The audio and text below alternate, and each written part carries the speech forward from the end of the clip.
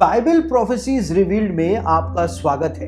और Bible prophecies revealed के अंदर आज हम कुछ ऐसी भविष्यवाणियों के ऊपर अपना ध्यान केंद्रित करने जा रहे हैं जिनको जानने के बाद और जिनको समझने के बाद वर्तमान समय के अंदर इजराइल और उसके आसपास के देशों में क्या हो रहा है, इसके बारे में आप बहुत कुछ समझ पाएंगे। और आप इस बात को समझ पाएंगे कि आज जो कुछ भी घटनाक्रम मध्य पूर्व के अंदर, इजराइल के अंदर हो रहा है, वो ऐसे ही नहीं हो रहा है, लेकिन परमेश्वर के डिवाइन डिजाइन के अंदर वो सारी बातें लिखी हुई हैं, दर्ज की हुई है। इसलिए हजारों साल पहले भविष्यवक्ताओं के द्वारा उन बातों को बता दिया गया था।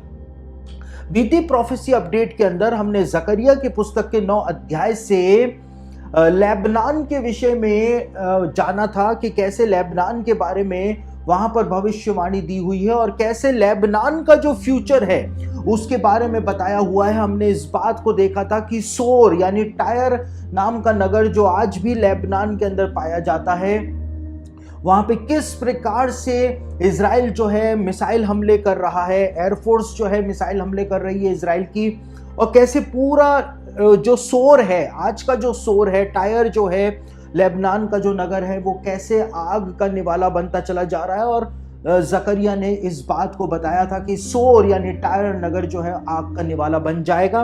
हमने हिजबुल्ला की डिफीट के बारे में भी जकरिया की भविष्यवाणी से पिछली प्रोफेसी अपडेट के अंदर समझने का प्रयास किया था।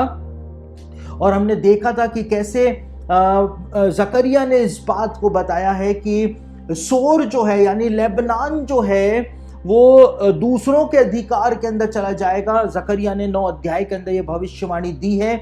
और आज सुबह ही यानी कि 1 अक्टूबर 2024 की सुबह 4 बजे ही इजरायली सेना जो है उसकी टैंक रेजिमेंट और 10,000 इजरायली सैनिक जो हैं उन्होंने लेबनान के ऊपर हमला कर दिया। लेबनान की सीमा के अंदर वो घुस गए हैं और उनका एकमात्र मोटिव जो है वो लेबनान के क्षेत्र के ऊपर अधिकार करना है। अब कितने क्षेत्र के ऊपर अधिकार करने का उनका लक्ष्य है, ये बात अभी तक सामने नहीं आई है, लेकिन हमारे युग का इतिहास बाइबल की भविष्यवाणियों के अंदर पहले से ही लिखा हुआ है।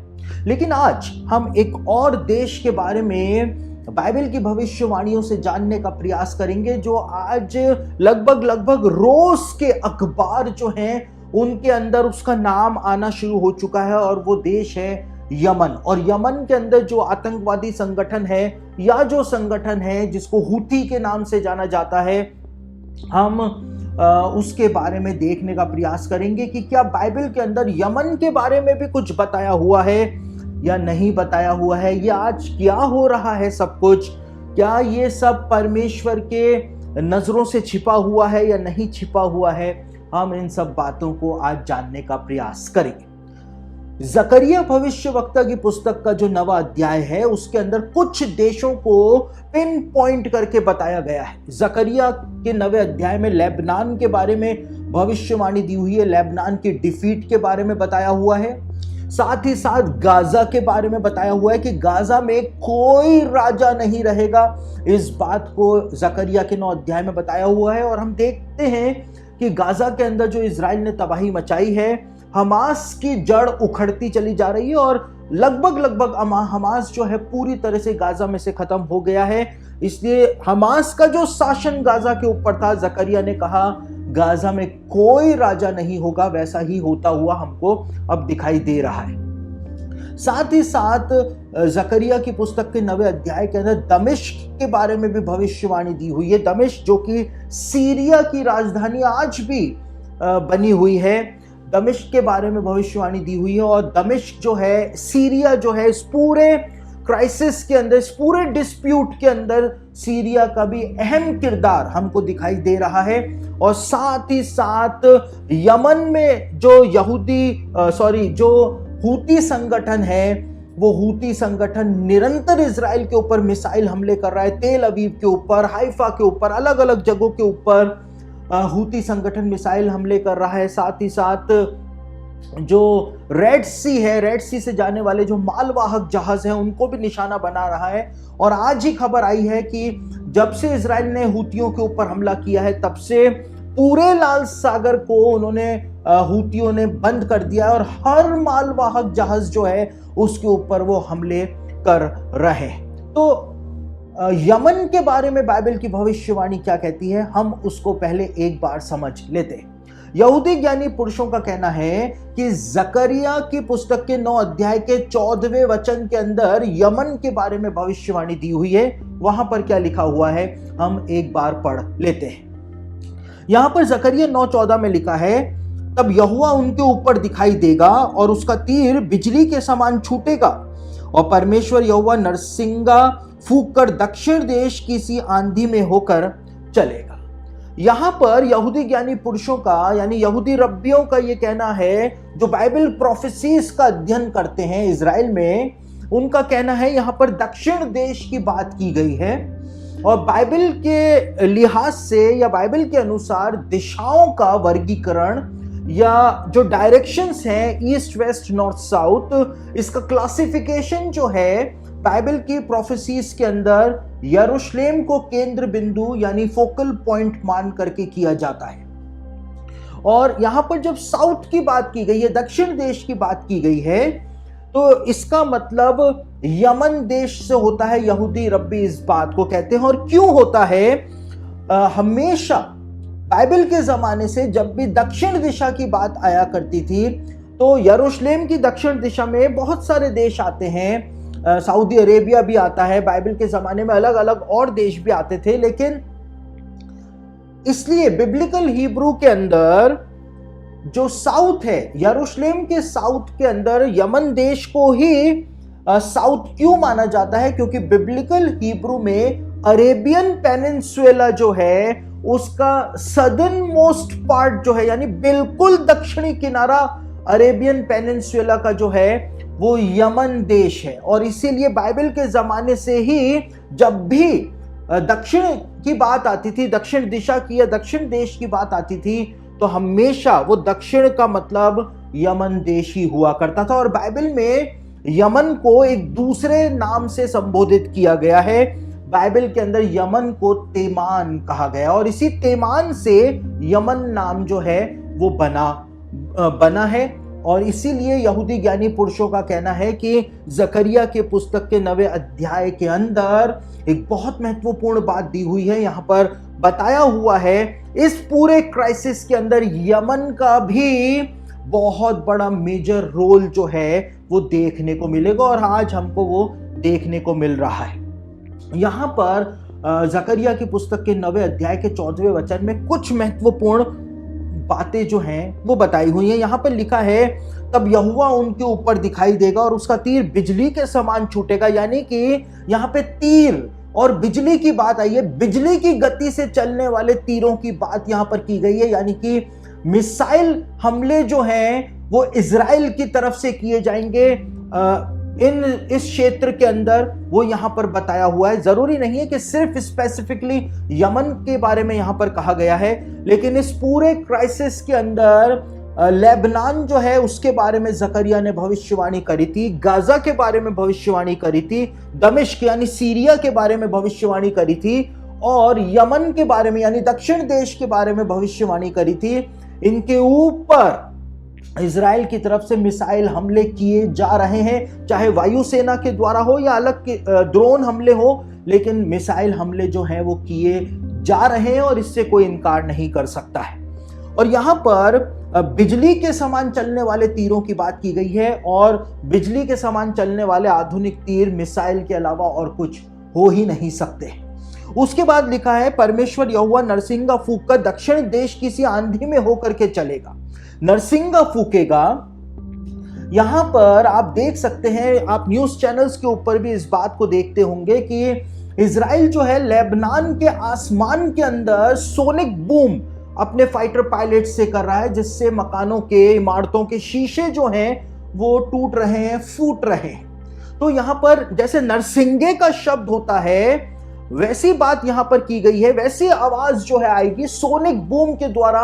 मिडिल ईस्ट का आसमान जो है, इन चारों देशों का आसमान जो है वो गूंज रहा है, चाहे वो इजराइल के फाइटर प्लेन्स की आवाज से गूंज रहा हो, चाहे सोनिक बूम की आवाज से गूंज रहा हो। यहां पे लिखा है दक्षिण देश की सी आंधी में होकर के चलेगा, यानी कि यमन से लेकर के सीरिया हो, सीरिया से लेबनान हो, लेबनान से गाजा हो, वो दक्षिण देश की आंधी में होकर के चलेगा, यानी एक आंधी के समान जो है इस क्षेत्र के ऊपर घूमता रहेगा। यहां पर इस बात को बताया हुआ है और बिल्कुल वैसा ही हो रहा है। पिन पॉइंट करके स्पेसिफिक लोकेशंस बताई गई हैं कि कहां कहां पर ये स्पेसिफिक टारगेट्स जो हैं वो किए जाएंगे।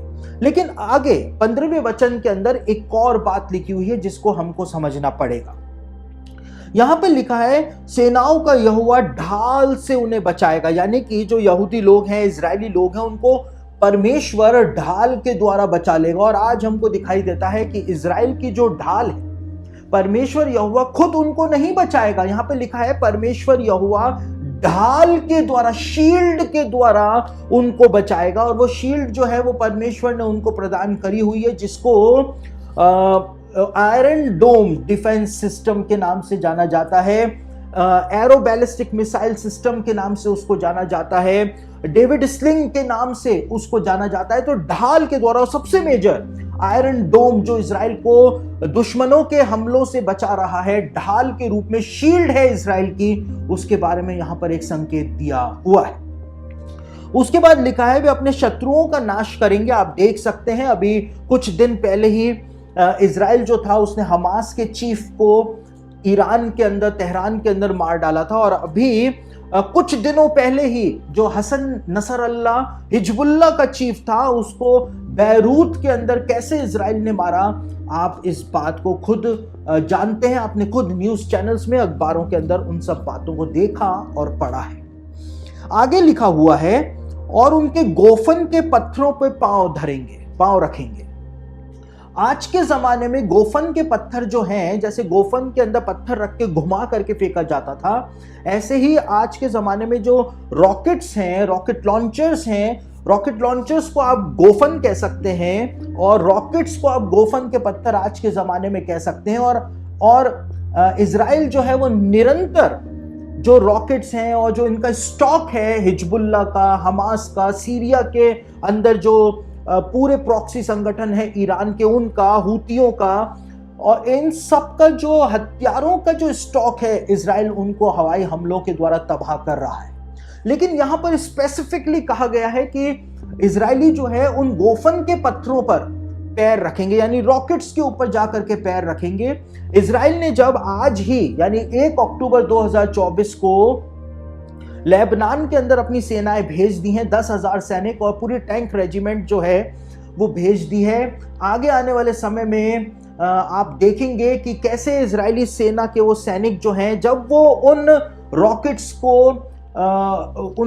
के ऊपर कब्जा करेंगे या उनको रेड मार करके उनको अपने अधिकार के अंदर कर लेंगे, तो हो सकता है आपको ऐसी तस्वीरें देखने को मिल जाएं जिनमें इजरायली सैनिक उन रॉकेट्स के ऊपर पैर रख करके फोटो खिंचाते हुए आपको नजर आए। क्योंकि यहां पर जब जकरिया ने पिन पॉइंट करके बताया है तो ऐसा हमको देखने को मिल भी जाएगा। और उसके बाद आगे लिखा है वे पीकर ऐसा कोलाहल करेंगे जैसे लोग दाखमधु पीकर करते हैं, और वे कटोरे के समान या वेदी के कोने के समान भर जाएंगे।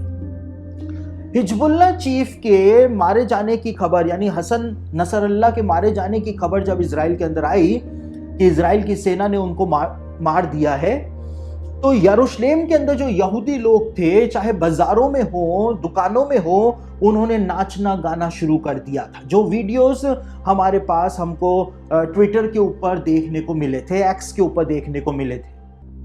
साथ ही साथ यहां पे लिखा है वे पीकर, यानी शराब पी करके आनंद मनाएंगे। यहां पे लिखा है वे पीकर ऐसा कोलाहल करेंगे, यानी अपने शत्रुओं का नाश होते हुए देखकर वो शराब पीकर कोलाहल करेंगे। और तेल अवीव के नाइट क्लब्स जो थे, जब वहां पर यह खबर पहुंची कि हिजबुल्ला के चीफ को मार दिया गया है, तो वो एक्स के ऊपर जो वीडियोस हमारे सामने आए, उनमें वहां पर जो यहूदी लोग थे जो नाइट क्लब्स के अंदर थे, वो वहां पे शराब पी करके जोर जोर से चिल्ला चिल्ला करके गाने गा गा करके उन्होंने नाचना शुरू कर दिया था, आनंद मनाना शुरू कर दिया था कि उनके शत्रु का नाश जो है वो हो चुका है। तो ये सब बातें जो हैं वो बाइबल की भविष्यवाणियों के अंदर पहले से ही लिखी हुई हैं, और इसीलिए इस बात को बताया गया है ताकि हम हैरानी के अंदर अपना जीवन जो है वो नहीं बिताया। और इसीलिए बाइबल में इस बात को बताया गया है कि भविष्यवाणियां जो हैं वो विश्वासियों के लिए एक बहुत बड़ा चिन्ह है। उसके बाद जब हम आगे बढ़ते हैं तो जो यमन देश है, आज यमन देश जो है उसके ऊपर इजराइल ने अभी 2-3 दिन पहले ही इतना बड़ा और भयानक हमला किया। मैं वो वीडियो फुटेज आपको नहीं दिखा सकता हूं यूट्यूब की कम्युनिटी गाइडलाइंस की वजह से, लेकिन मैं आपको वो पिक्चर्स जरूर से दिखा सकता हूं जिनको आप स्क्रीन के ऊपर देख रहे हैं। इतना बड़ा हमला अभी कुछ दिनों पहले ही इजराइल ने यमन के ऊपर किया कि पूरा का पूरा यमन जो था, हूती संगठन जो था, वो दहल गया। और इजराइल ने चेतावनी दी है कि अगर अब कोई हिमाकत हूतियों के द्वारा की गई यमन से कि इजराइल के ऊपर कोई मिसाइल हमला किया गया तो इजराइल यमन देश के अंदर तबाही मचा देगा। लेकिन बाइबल की भविष्यवाणियां इस बात के बारे में क्या बताती हैं, यमन के बारे में क्या बताती हैं कि क्या यमन भी अपनी तबाही के कगार के ऊपर अब पहुंच गया है? क्या यमन का समय भी अब पूरा हो गया है? क्या हूतियों का समय भी अब आ गया है? उनके पाप का घड़ा भी क्या अब भर गया है?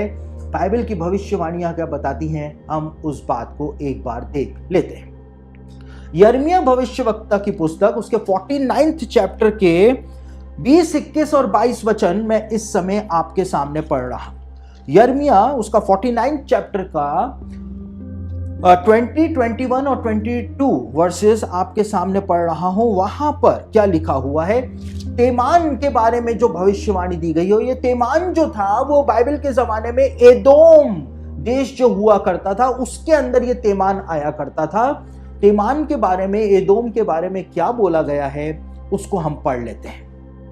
यहां पे लिखा है, देखो यहोवा ने एदोम के विरुद्ध क्या युक्ति की है और तेमान के रहने वालों के विरुद्ध कैसी कल्पना की है। तेमान यानी यमन के रहने वालों के खिलाफ क्या कल्पना की है। निश्चय वे भेड़ बकरियों के बच्चों को घसीट ले जाएगा और चराई को भेड़ बकरियों से निश्चय खाली कर देगा।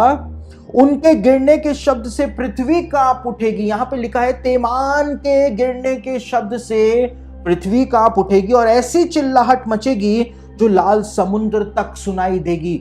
यमन जो है वो लाल समुद्र के किनारे पाया जाता है और इसीलिए यहां पे लिखा है ऐसी चिल्लाहट मचेगी। और इजराइल ने अभी कुछ दिनों पहले ही जो हमला जो भयानक हमला यमन के ऊपर किया वो लाल समुद्र के किनारे जो बंदरगाह है, जो सी पोर्ट है, वहां पर वो हमला किया। इतना भयानक हमला किया कि पूरा का पूरा यमन देश जो है उस हमले से दहल गया है। हूती संगठन जो है वो दहल गया है। तो यहां पे लिखा है चिल्लाहट जो है उनकी वो लाल समुद्र तक पहुंचेगी। और उसके आगे 22वें वचन में लिखा है, देखो वे उकाब के समान निकल करके उड़ आएगा। उकाब के समान आज के जमाने में सिर्फ फाइटर प्लेन्स उड़ सकते हैं। वो फाइटर प्लेन्स के अंदर उड़ करके आएगा और बोस्त्रा पर अपने पंख फैलाएगा और उस दिन एदोमी शूरवीरों का मन जच्चा स्त्री का सा हो जाएगा। यहां पे लिखा है जब इजरायली लोग आएंगे, ये यहां पे स्पेसिफिकली लिखा है परमेश्वर जब आएगा तो उकाब के पंखों को फैला करके आएगा और बोस्त्रा के ऊपर अपने पंख फैला लेगा। बोस्त्रा जो है वो एदोम देश की राजधानी हुआ करता था बाइबल के जमाने में। और बोस्त्रा का मतलब होता था, बोस्त्रा जो नाम है उसका हिब्रू में मतलब होता था गढ़। और आपको जान करके हैरानी होगी कि यमन देश की जो राजधानी है आज उसका नाम है सना। और सना का मतलब होता है, सना जो नाम है उसका मतलब होता है वेल फोर्टिफाइड यानी कि गढ़। यानी बोस्त्रा का मतलब होता है गढ़ और सना जो आज यमन की राजधानी है उसका मतलब भी होता है गढ़। यानी यहां पर स्पेसिफिकली यमन देश तेमान के बारे में, तेमान यानी यमन के बारे में भविष्यवाणी दी हुई है कि परमेश्वर आएगा और उकाब के पंखों के ऊपर आएगा, उकाब की तरह उड़ करके आएगा और अपने पंख जो हैं वो बोस्त्रा के ऊपर यानी गढ़ के ऊपर फैलाएगा। यहां पर स्पेसिफिकली बताया हुआ है कि यमन की चिल्लाहट जो है यानी जो मेजर हमला होगा, ऐसा भयानक हमला जो होगा वो उस जगह पर होगा जहां से लाल समुद्र तक आवाज जो है वो सुनाई देगी। और बिल्कुल वैसा ही हमला जो है अभी कुछ दिन पहले ही इजराइल की वायुसेना के द्वारा लाल समुद्र के तट पर यमन के पोर्ट के ऊपर किया गया है। लेकिन फाइनल जजमेंट क्या है? जैसे हमने देखा था कि हिजबुल्लाह की डिफीट के बारे में स्पेसिफिकली बता दिया था जकरिया ने, हमने बीती प्रोफेसी अपडेट में देखा था।